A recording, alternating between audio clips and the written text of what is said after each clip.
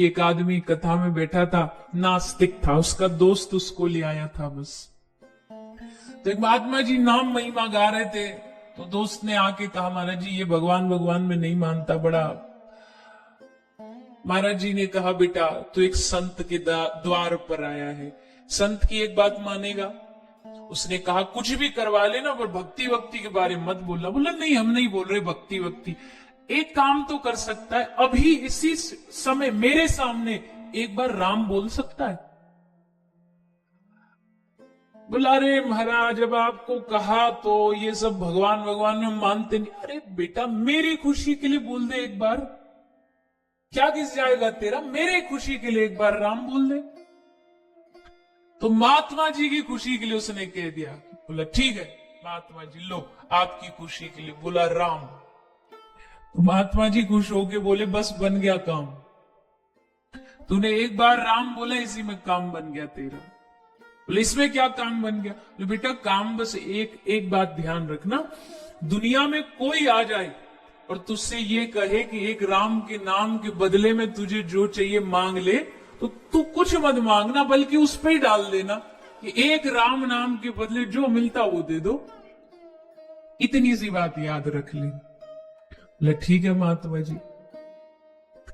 सारा जीवन निकला, मृत्यु हुई, यमदूत लेके गए, चित्रगुप्त से पूछा यमराज जी ने, इसने जीवन में क्या शुभ कार्य किए? बोले कुछ भी नहीं, कोई अच्छा काम किया ही नहीं इसने जीवन में, एक बार राम बोला है।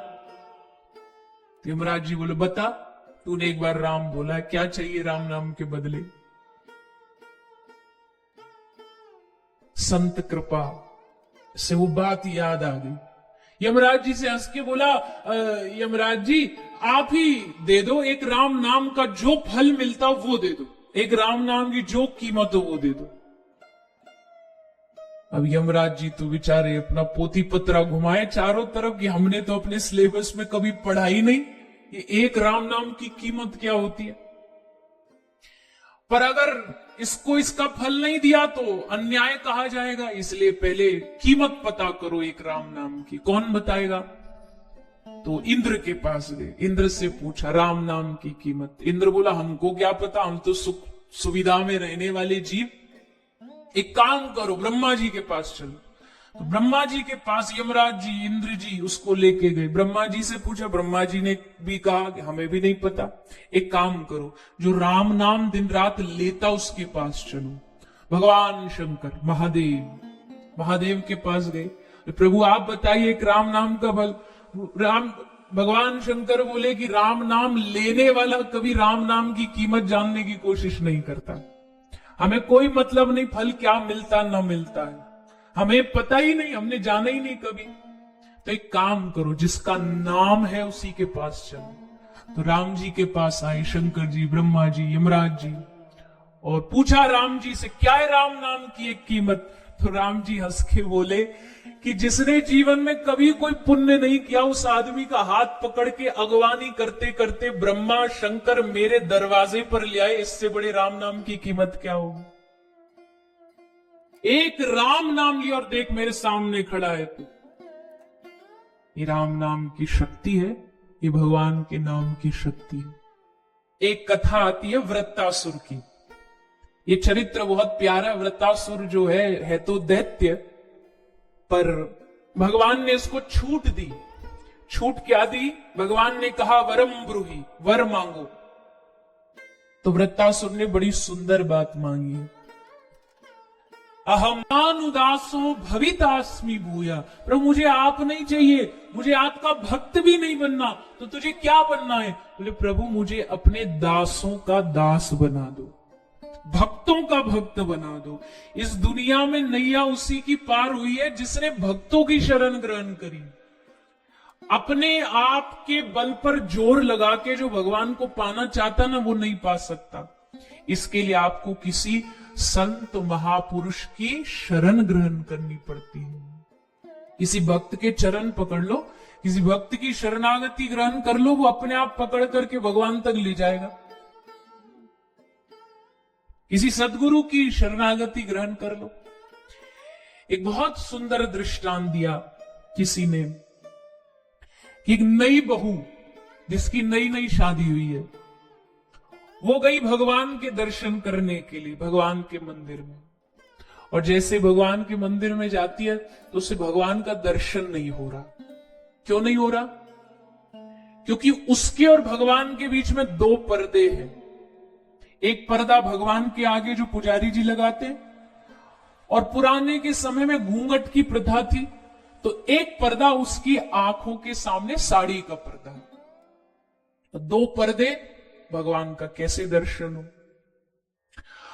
अब जो भगवान वाला पर्दा है वो तो भगवान ही अपनी कृपा से खुलवाएंगे। तो पुजारी जी ने पर्दा खोल दिया, पर एक पर्दा अभी भी उसके मुंह के सामने लगा हुआ है। उस पर्दे को कैसे हटाए? घूंघट कैसे हटाए? खुद हटा नहीं सकती। क्यों नहीं हटा सकती? बोले उसके हाथों में मेहंदी लगी है। तो उसकी जो खुद का आंखों का पर्दा वो कौन हटाएगा? तो ऐसे देखती है, इधर देखती है, उधर देखती है। नहीं विवाह हुआ, किसी से कह तो सकती नहीं, पर पति पास में खड़ा था तो उसने ऐसे इशारा किया तो पति समझ गया। उसने पकड़ के उसका घूंघट उठा दिया, और जैसे घूंघट उठा उधर से पर्दा पुजारी जी ने हटाया और इधर से पर्दा इसने अपने हाथ, पति ने हाथों से हटाया। दोनों पर्दे हटे तो सामने मुस्कुराते हुए ठाकुर जी दर्शन हुए। अब इसका मतलब क्या है? हम जीव वो नई बहू है। एक पर्दा भगवान की ओर से है, एक पर्दा हमने लगा रखा अपनी ओर से, माया का पर्दा।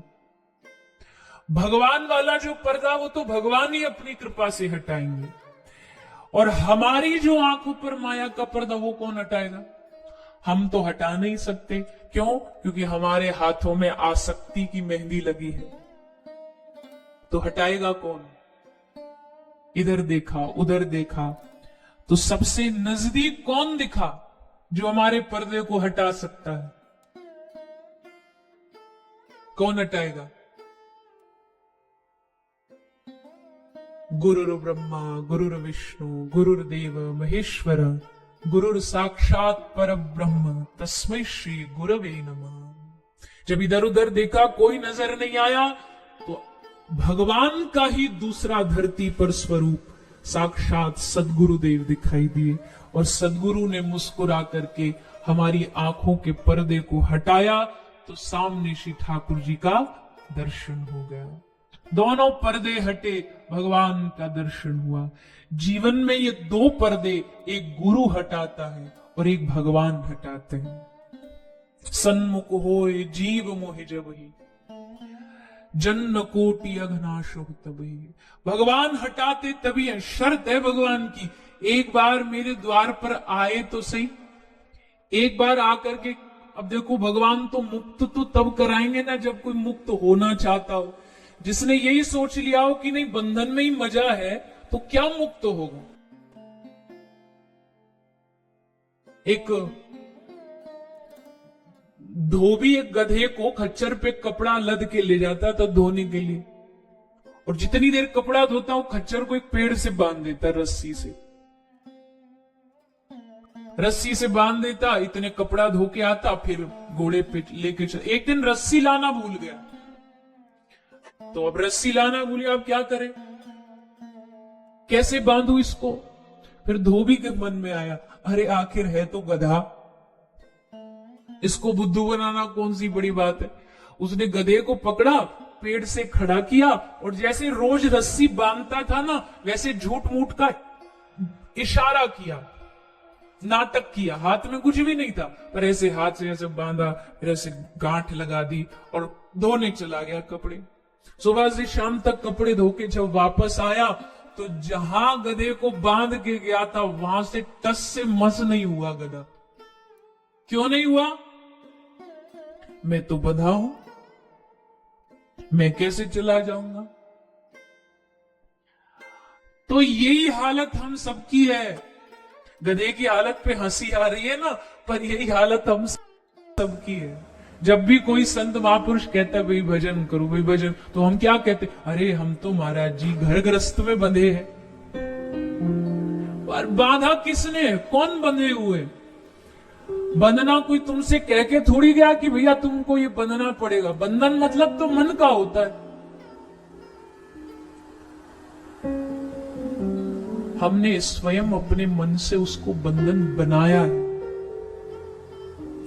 लेकिन जिस दिन भगवान कहते, जीव मेरे सामने आके कह देगा ना कि प्रभु नाचो बहुत गोपाल अब में, काम क्रोध को पहर चोलना, कंठ विषय की माल, नाचो बहुत गोपाल। इस संसार में जितनी भी दुनिया है ना, जितने लोग हैं सब नाच रहे हैं। जितने लोग इस दुनिया में सब नाच रहे हैं। किसमें नाच रहे? माया के बंधन में नाच रहे। कोई किसी के इशारों पर नाच रहा है, कोई किसी के इशारों पर नाच रहा है। सब माया के इशारों पर नाचे जा रहे हैं। लेकिन जीव कहता है भगवान, नाचते नाचते जन्मों जन्मों बीत गए। एक आध जन्म नहीं। अगर मैं आपसे पूछूं या आप मुझसे पूछो कितने जन्म लिए हमने पहले, किसी को याद है? वो तो बताओ कि भाई इतने जन्म लिए हमने, 4 बार जन्म लिया, 5 बार। शास्त्र कहते हैं जब से सृष्टि बनी है तब से हम जन्म ले रहे हैं। जब से ये सृष्टि का निर्माण हुआ है तब से हम जन्म ले रहे हैं। तो सोचो, असंख्य गिने ना जा सके इतने जन्म लिए। बहुतों को अपना समझा, बहुतों के हो चुके हम। कितनों को अपना समझा, कितनों को अपना घर समझा, कितनों को अपना माना, और फिर अगला जन्म लेके फिर कुछ अपने नए बन गए, फिर अगला जन्म लेके फिर कुछ नए बन गए। और इसी तरह ये आत्मा, ये जीव संसार में भटकती है। लेकिन फिर कोई जीवन में सद्गुरु आता है और सद्गुरु आकर के इस आत्मा को याद दिलाता है, आकर के चेतावनी देकर के याद दिलाता है कि अब इस भटकाव को रोकना है तो ठाकुर जी की शरण में चलो। उनकी शरण में जाके ही परम शांति मिलेगी, अन्यथा कहीं भी संसार में शांति तू लाख चाह ले, लाख प्रयास कर ले। संसार का एक नाम है दुखाल्यम अशाश्वतम। संसार का नाम ही भगवान ने गीता में अर्जुन को दिया है, दुखाल्य। ये संसार दुखों का घर है। इसमें सुख की आशा करना मूर्खता है। यहां सुख नहीं मिल सकता, लाख कोशिश करो। यहां हर कदम कदम पर दुख आएगा ही, लेकिन उस दुख में भी व्यक्ति वही, जीव वही जो ठाकुर जी के चरणों को न भूले, चरणों का स्मरण करता है, भगवान के चरणों को पकड़ करके बैठा रहे। एक चित्र है बहुत फेमस, बहुत प्रसिद्ध, कभी आपने देखा हो, चलते फिरते ठाकुर जी खड़े हैं और एक छोटा सा बालक प्रहलाद भक्त बन के ठाकुर जी के चरणों को पकड़ के चिपक के एकदम खड़ा।